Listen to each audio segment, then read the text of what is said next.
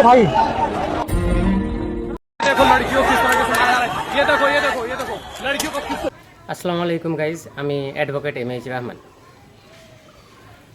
এর আগেও আমি একটা ভিডিও বানিয়েছিলাম দিল্লির যন্তর মন্তরের যে প্রোটেস্ট, সিজেপি অর্থাৎ ককরোচ জনতা পার্টির যে প্রোটেস্ট সেই বিষয়ে। এর আগে ভিডিওতে আমি আলোচনা করেছিলাম যে আমাদের যিনি স্বনামধন্য সায়েন্টিস্ট সোনাম ওয়াংচুক স্যার, উনি দীর্ঘ 20 দিন 21 দিন হাঙ্গারি স্ট্রাইক অর্থাৎ ভুখ হরতালে বসেছিলেন এবং গত 19 তারিখ 18-19 তারিখ তাকে সেখান থেকে উঠিয়ে দেওয়া হয়। কার মাধ্যমে? গুন্ডাদের মাধ্যমে। হ্যাঁ, আমি এই কারণে গুন্ডা বলছি, কারণ যে কজনই এসছিল আমাদের সোনাম ওয়াংচুক স্যারকে ওইখান থেকে উঠিয়ে ফেলার জন্য, যে কজনই এসছিল তাদের কেউই কিন্তু কোনো ইউনিফর্ম পরেছিল না। অর্থাৎ সে যে পুলিশ কিংবা সে যে কোনো সরকারি অফিসার, সেটা প্রমাণের মানে সেটা দেখানোর কিংবা সেটা প্রমাণ কোনো অ্যাঙ্গেল থেকেই হচ্ছে না। তাহলে তো তাদেরকে গুন্ডা বলাই যায়, বিজেপির গুন্ডা, আরএসএসের গুন্ডা। এবং এই গুন্ডামির লেভেল কতটা এগিয়েছে ভাবুন। কারণ সোনাম ওয়াংচুক স্যার 17-18 তারিখেই অ্যানাউন্স করেছিলেন যে আগামী 20 তারিখ অর্থাৎ আগামী সোমবার যেই যন্তর মন্তরে প্রোটেস্ট হচ্ছে বা হচ্ছিল গত 1 মাস ধরে বা চলছিল, সেই যন্তর মন্তর থেকে সংসদ ভবন অর্থাৎ পার্লামেন্ট পর্যন্ত একটি শান্তিপূর্ণ র্যালি, শান্তিপূর্ণ মিছিল করা হবে, এর ডাক দিয়েছিলেন সোনাম ওয়াংচুক স্যার এবং সিজেপির ফাউন্ডার অভিজিৎ দীপকে। সমস্ত কিছুই ঠিকঠাক ছিল, কিন্তু তার আগেই সোনাম ওয়াংচুক স্যারকে সেইখান থেকে উৎখাত করে দেওয়া হলো এবং দিল্লির সমস্ত পুলিশ এবং বিজেপির সরকার তারা ভাবলো যে এই সিজেপির দ্বারা কী বা হবে। কারণ এর আগেও বহু লোক বলেছিল যে সিজেপি যখন তৈরি হয়েছিল তখন অনেক লোকই বলেছিল যে সিজেপির দ্বারা কোনো কিছুই সম্ভব নয়, এটা জাস্ট রিল লাইফে হবে কিন্তু রিয়েল লাইফে এর কোনো অবদান থাকবে না।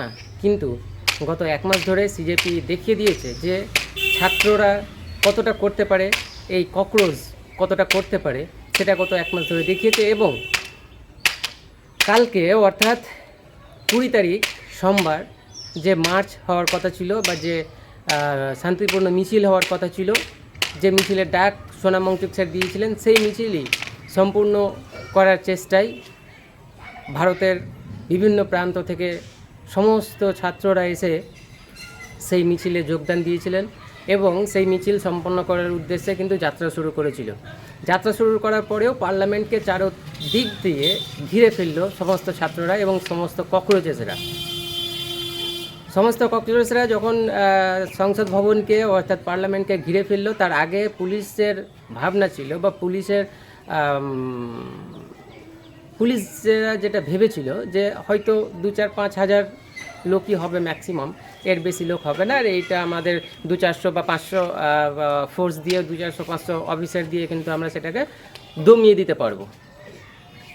কিন্তু এই ককরোচ জনতা পার্টি বিজেপির সরকারকে এবং দিল্লির সমস্ত পুলিশকে ভুল প্রমাণ করিয়ে প্রায় লক্ষে লক্ষে ছাত্র সেই সংসদ ভবনে পৌঁছেছিল। পৌঁছানোর পর পুলিশের যে গুন্ডা বাহিনী, আমি আবারও এই কারণে গুন্ডা বাহিনী বলছি যে র্যাব ফোর্স অর্থাৎ র্যাপিড অ্যাকশন ফোর্স যে জওয়ানরা ছিল, তাদের কিন্তু কারোর নেম প্লেট ছিল না, জাস্ট এই কাঁধের মধ্যে লেখা RAF। সেই ইউনিফর্ম কিন্তু ভাড়াতেও পাওয়া যায়। সাধারণ লোকও যদি চায় যে সে কোনো পুলিশের ইউনিফর্ম কিংবা কোনো RAF অর্থাৎ র্যাপিড অ্যাকশন ফোর্সের ইউনিফর্ম কিংবা অন্য কোনো ফোর্সের ইউনিফর্ম যদি কোনো সাধারণ মানুষ চায়, সেটা ভাড়াতে নিয়ে এসে কিংবা এমনি কিনে নিয়েও কিন্তু পড়তে পারে। প্রপার যিনি সরকারি অফিসার হোক, সেটা পুলিশ কিংবা র্যাব কিংবা অন্য কোনো ফোর্স, তাদের এইখানে দেখবেন একটা নেম প্লেট থাকে। এখানে র্যাব অর্থাৎ তাদের ডেজিগনেশন এবং তাদের বুকের লেখা নেম প্লেট, এই সমস্ত কিছু প্রমাণ করে যে তারা কোন ডিপার্টমেন্টের লোক। কিন্তু গতকাল থেকে যা ঘটছে আপনারা স্ক্রিনে দেখতেই পাচ্ছেন, আমি দেখানোর চেষ্টা করব যে কী রকমভাবে এই ধরনের গুন্ডা বাহিনীরা এসে এই প্রোটেস্টটাকে দমিয়ে দেওয়ার চেষ্টা করা হচ্ছে, এবং যেইভাবে আমি দেখানোর চেষ্টা করব ভিডিওতে, আপনারা দেখুন যে কিভাবে বন্দুক ধরে, মানে অর্থাৎ AK-47 যে র্যাপিড অ্যাকশন ফোর্সরা আছে, তারা গাড়ির উপরে বা গাড়ির সামনে ছাত্রদের উপর নিশানা করে AK-47 ধরে আছে। এটা কি কোনো যুদ্ধক্ষেত্র? বর্ডারে যেখানে থাকা দরকার এদেরকে এইভাবে অ্যাকশনে বা এই ধরনের নিশানায় যাদেরকে রাখা দরকার বা যেখানে রাখা দরকার সেখানে তাদের কোনো অবদান নেই।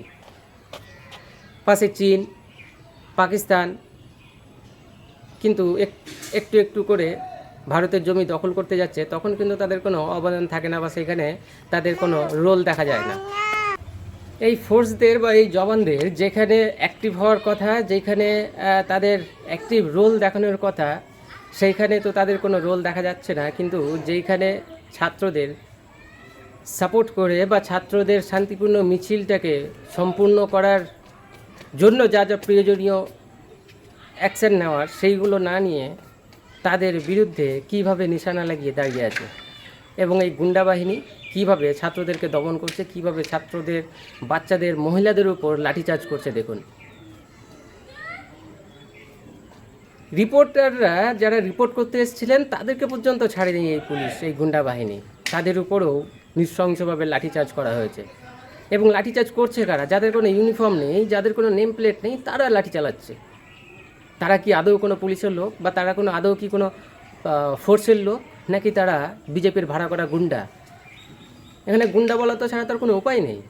কারণ যেই নৃশংসভাবে মহিলাদের উপর লাঠি চালানো হচ্ছে, যে নৃশংসভাবে রিপোর্টারদের উপর লাঠি চালানো হচ্ছে, যে নৃশংসভাবে ছাত্রদের উপর লাঠি চালানো হচ্ছে, এতে আর কি বলা যায় বলুন? এতে গুন্ডা ছাড়া তো আর অন্য কিছু বলার কোনো অবকাশ নেই। এইভাবে যদি চলতে থাকে তাহলে আগামী দিনে আমাদের পার্শ্ববর্তী দেশ নেপালের মতো অবস্থা হতে মনে হয় খুব বেশি আর দেরি নেই। সর্বদা সতর্ক থাকুন এবং দেখতে থাকুন advocate MH Rahman Facebook page এবং ইউটিউব চ্যানেল। চলুন দেখা হচ্ছে অন্য কোনো ভিডিওতে, ততক্ষণ পর্যন্ত ধন্যবাদ।